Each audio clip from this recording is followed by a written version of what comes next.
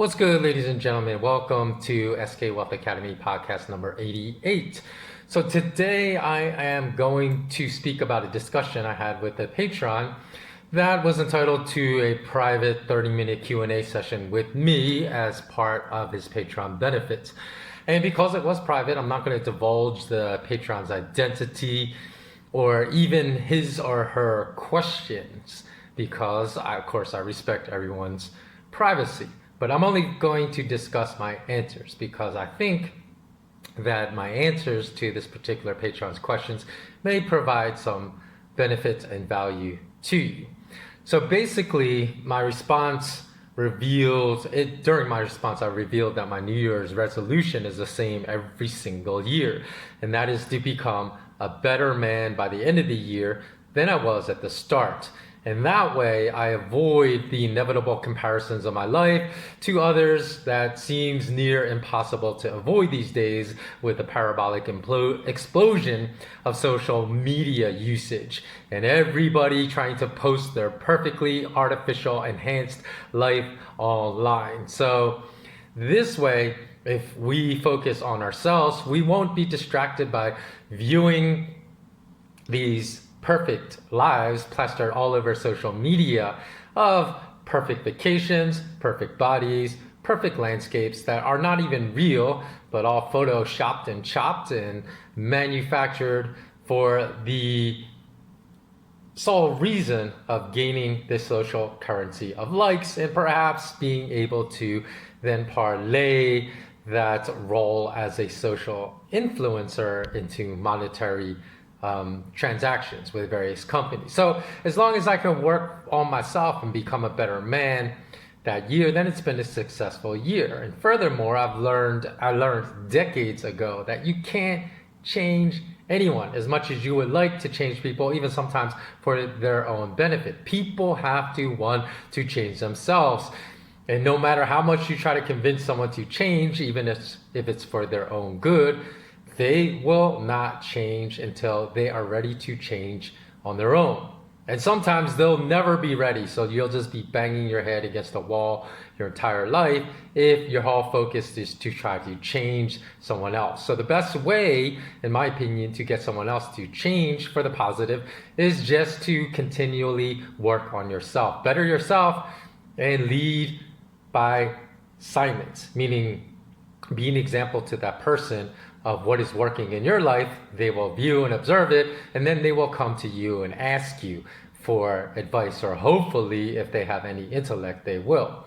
So I found by doing this, I've cut out all the frustration in my life of trying to change others, and that has brought a lot more peace and a lot more even emotional keel to my life. So secondly, I found this rule to be a solid one that applies to business as well. So for those of us that run small businesses, and I've been completely prevented from running mine by uninformed state leaders that are carrying out the banker.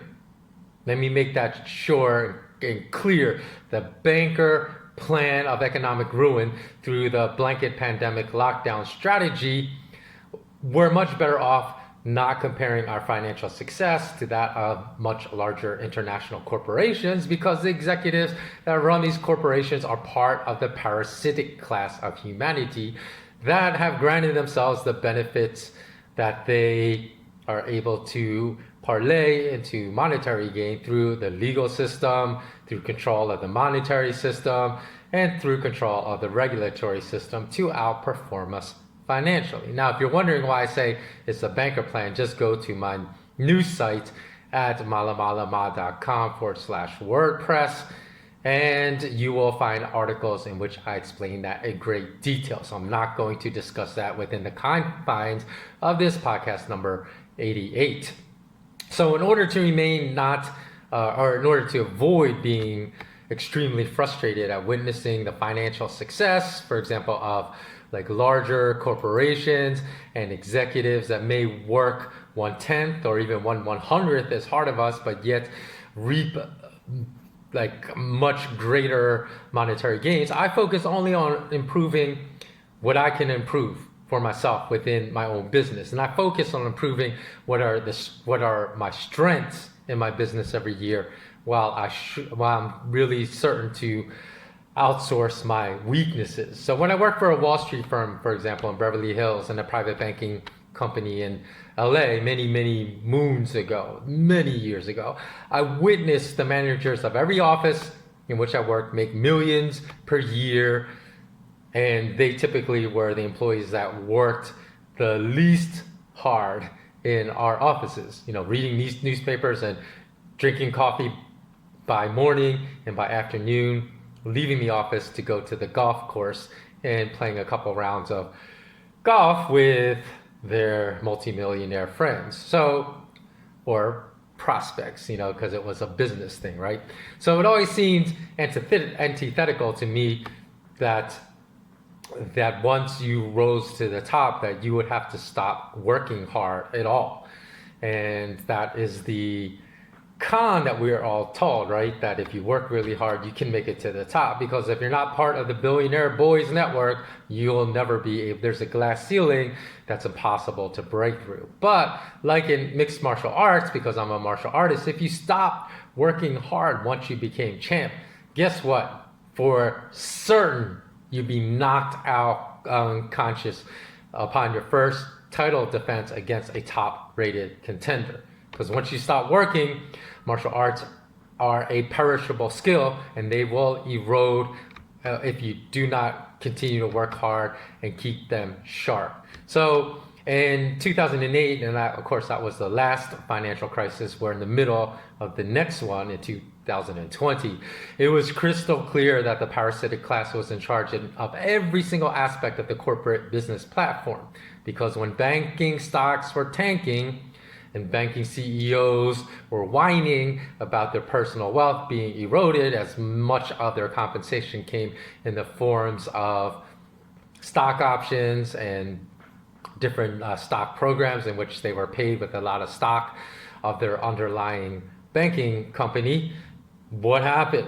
They whined to the Securities Exchange Commission, the Regulatory Commission, and then they changed the laws and they made shorting financial stocks illegal in order to recapitalize the wealth of the crying banker CEOs. And have we ever seen one time in history when the SEC has ever made buying bank and financial stocks illegal, when HFT algos and Momo trading artificially distorted the prices of bank and financial stocks multiples, not just like 20% higher, but multiples higher than their fair value in order to bring the prices down?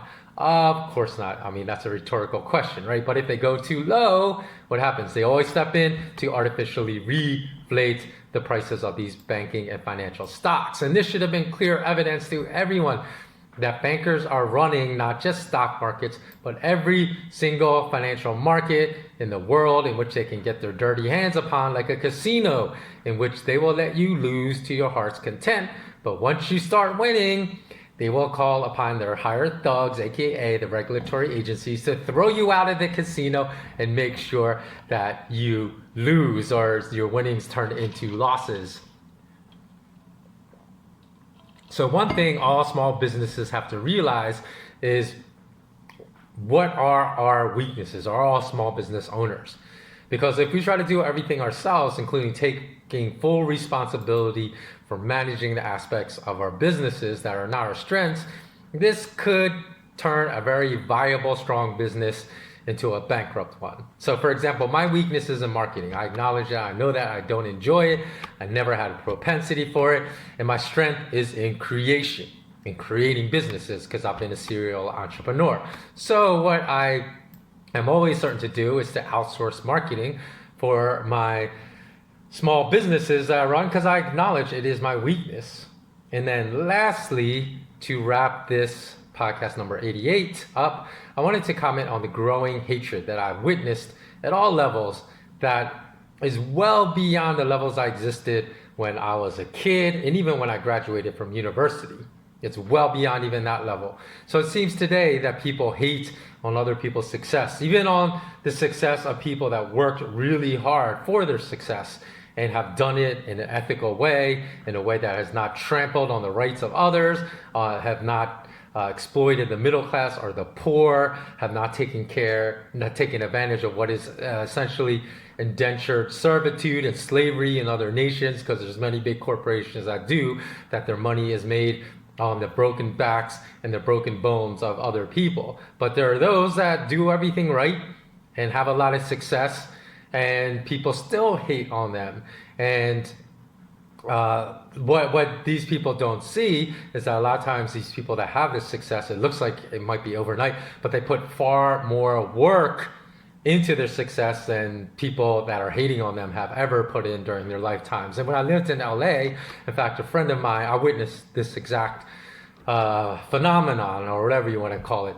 A friend of mine who was in his early 20s secured a role in a major Hollywood firm, and he was third on the call sheet behind two major Hollywood stars. So immediately after he had secured that role, I heard the whispers of the haters calling my friend lucky, that they had worked twice as hard to try to make it in acting as he had and never got the breaks my friend received, when they knew these weren't like they weren't friends of my friend as well. These were just strangers, that started gossiping, and sometimes I would hear this gossip when I was out, when they knew nothing about my friend. So they were making harsh judgments, not knowing a single thing. And I can't stand people that make judgments about others without knowing that person personally, because you have no idea what's true, what's not, just from reading the rags. So they had no idea how hellish his life was for 3 years when he first moved to LA, but I did as his close friend.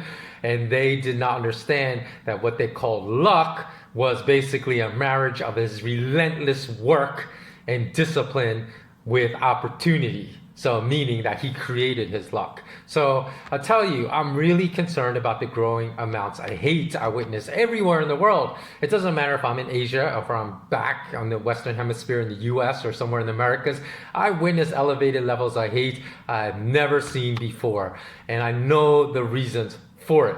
It is because a parasitic class is winning. And what I mean is they are executing the classic divide and conquer strategy, and they've been sowing the seeds of discontent and hatred among everyone that looks different or holds different beliefs for decades now. And the fruits of all their hatred now are coming to pass. So in fact, though the patron with whom I conversed and relayed the above information about just focusing on yourself, focusing on your business, and that, that rewards will come over time.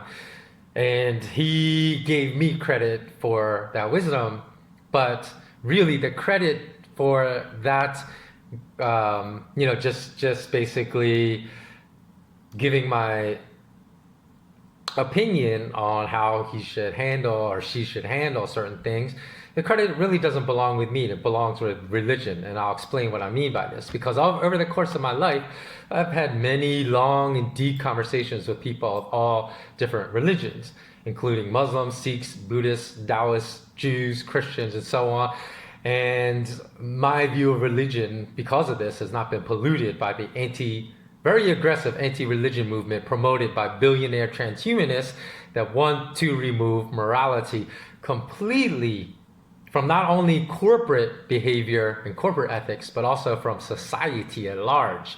And one of the reasons I specifically solicited the information from people of many different religions was also to give me the solid background of understanding to formulate a lot of the courses that are in my SK Wealth Academy, is I wanted to understand what people's perception of money is from different religions, because I wanted to see if there's any uniformity, and I found out there was, of what is money and what is not.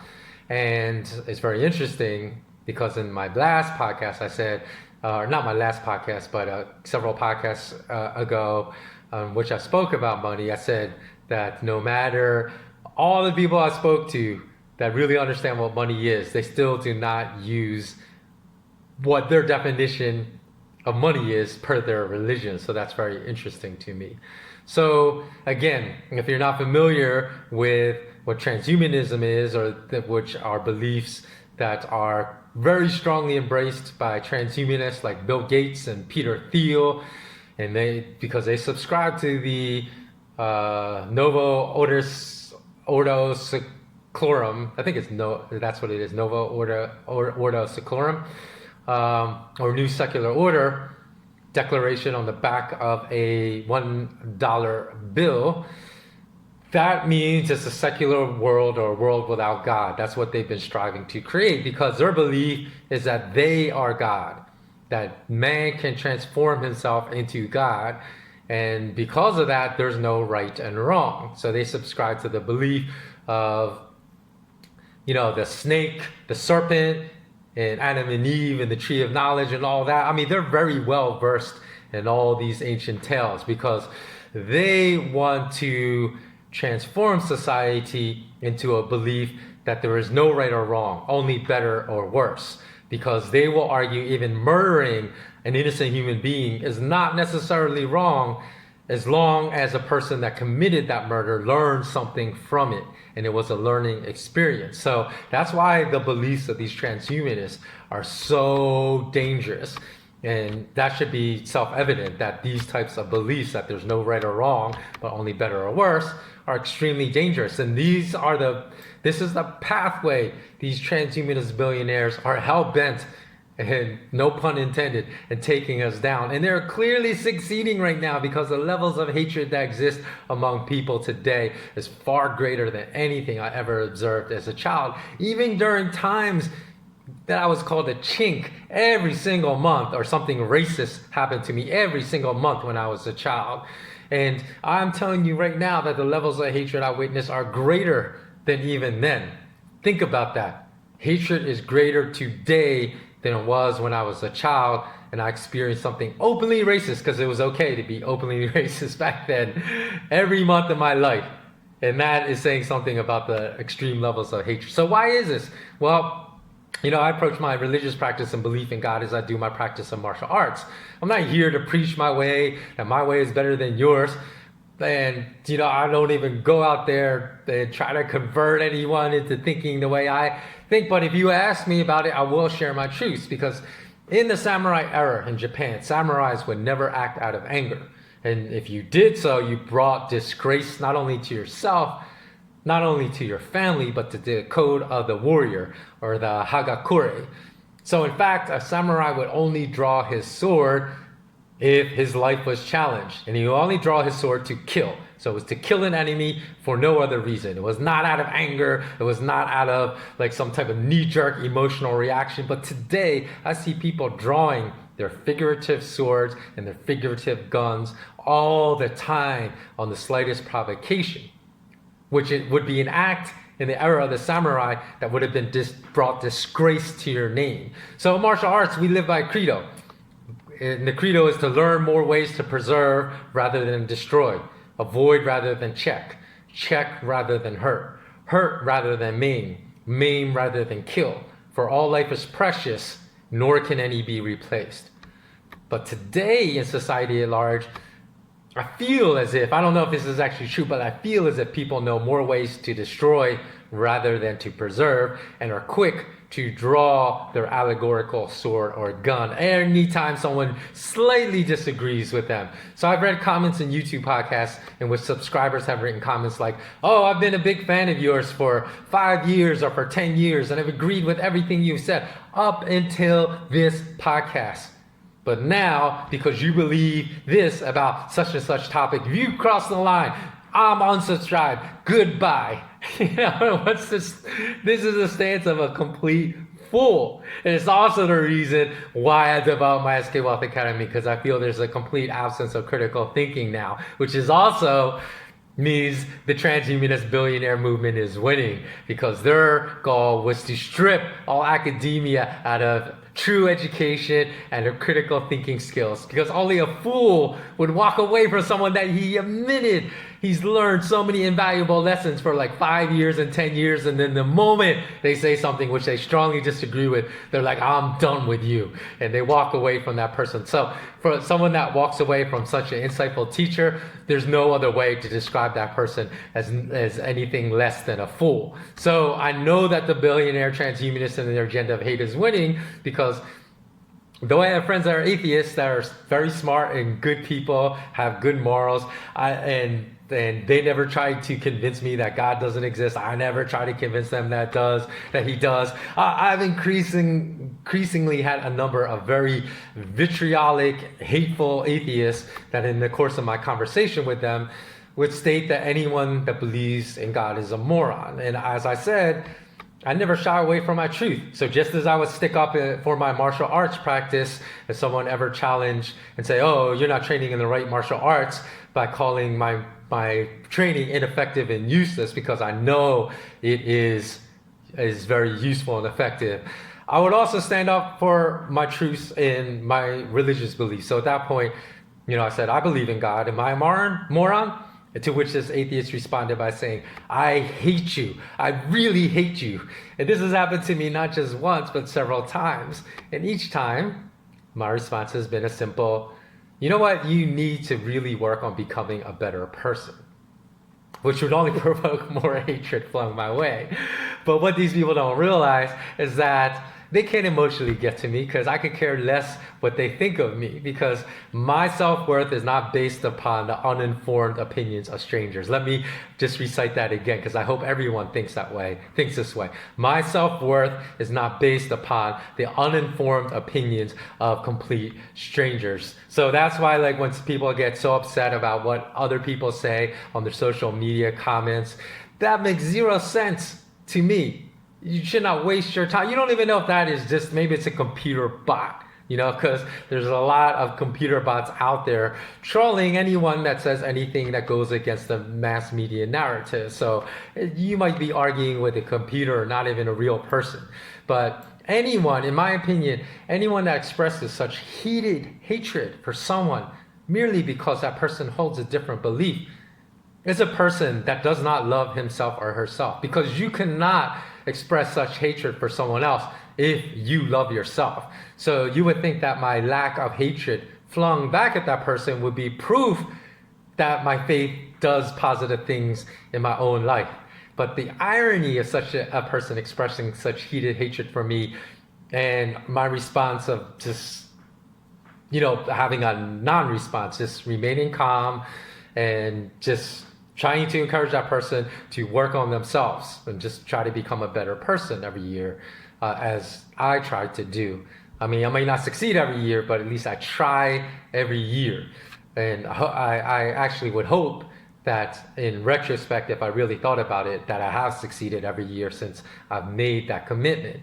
And normally, when it's such engaged in someone that so reacts with such emotional hatred towards my belief, they would then say something like, "What good has a belief in God ever served to anyone that believed in God?" And of course, the irony is they don't understand that my calm reaction to their offensive behavior, because I would like to choke them out, or I would like to strike them in the throat. That's how offensive it is, but I remain calm. I don't use my martial arts training to harm that person, because again, my martial arts credo is walk away if you can avoid any trouble.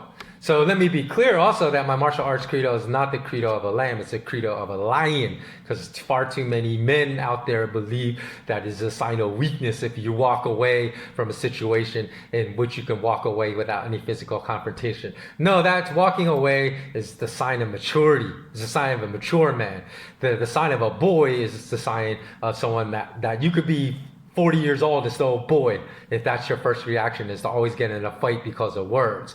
So again, just because I will not physically escalate a situation in which physical escalation is completely unnecessary, does not mean I'm a punk, because no martial artist is a punk. And we will inflict serious harm upon someone that tries to physically harm us or anyone that we love. We will not hesitate in that regard. So in any event, it is of my opinion that the billionaire transhumanist movement to form a religion-free world is a very dangerous one. Not because one has to believe in God to be moral, because all the atheists that I know that I'm friends with, I'm friends with them, they're good people. They're really moral people. However, much of my moral principles and guidelines by which I have come to formulate as my own moral framework by which I live my life has come from religion, has come from the deep wisdom of ancient religions. And in fact, many times I did not even realize that the source of a lot of the framework as I built it throughout my life of my moral principles came from religion. I'll tell you what I mean, because I've had lots of deep discussions with friends about religion without even realizing that they were about religion, meaning that a friend of mine would tell me principles by which he or she led his life or lives his life that were principles about honor, courage, leading lives of service, helping others without regard to race, nationality, religion, or socioeconomic status, not judging people because of socioeconomic status and so on. And then maybe a month later, or maybe sometimes even a year later, I would discover that these beliefs conveyed to me by my friends originated from their religions of Sikhism, Buddhism, Taoism, Christianity, Judaism, Islam, or whatever. So we've been deceived by these transhumanist billionaire devils about the real core principles of religion, because the heart of all religions is love. And so this is the reason that these transhumanist billionaires are so hell-bent on eradicating the earth of the ancient wisdom that's at the core of many religions, because they want to eradicate the world of love. Just look at their actions during this pandemic of like Bill Gates declaring himself king of the world and that everyone must receive the vaccination. So I will make billions of dollars off of the vaccinations because I've given all this money to all the pharmaceutical companies that are working on the vaccination for the virus. And he says, no one will be allowed to go back to normal life until everyone's vaccinated. Like, he doesn't even have a background in science. Why are people listening to him? So I don't know. What do you think? Do you agree or disagree with my point? Because I would never walk away from someone that has something valuable and insightful to tell me just because they're an atheist. Would you walk away from someone that has shared great insight into life just because they believed in God? People ask me, like, what religion are you? I'll tell you, I believe in God, love, and martial arts. That's my religion. And by the way, for those of you that follow me for years and think, how could you believe in God? Because I thought you were a critical thinker. There's actually heavy scientific evidence that points to the existence of a creator. And it's not even the proliferation of the golden ratio. If you don't know what that is, just look it up. Not even just through the planetary level, but also at the universal level. There's a much stronger scientific argument for the existence of a creator than the intelligent design argument. So lastly, there's a lot of beliefs I learned in religion that are the very same beliefs I learned from my senseis and sifus and all my years of training in martial arts. So if you think religious beliefs are dumb, then you will have to tell all martial artists to their face that their martial arts philosophy is dumb, because the crossover between the two belief systems is tremendous when it comes to living life with honor, courage, integrity, discipline, and perseverance. So go tell that to the face of Max Blessed Holloway and future champ Francis Ngannou, okay? All right, so that wraps up podcast number 88. Always remember, remain intensely curious, and I hope that throughout my podcast, if I say things that you don't agree with, that we can be critical thinkers about this and understand, hey, we can agree to disagree about certain points, but it doesn't mean that you have nothing valuable to tell me. It doesn't mean I don't have anything valuable to tell you. And it doesn't invalidate any of the points that you believed before. Because I've actually heard people, oh, now that that person says something, I totally do not believe it. I'm not going to believe anything else that they said before, even though they believed it back then. It makes zero sense. We got to return this world to a world of rational thinking, reasoning, science, because a lot of science that's promoted as science is not science, and critical thought. Okay, bless up everyone. Have a beautiful day or evening. Take care.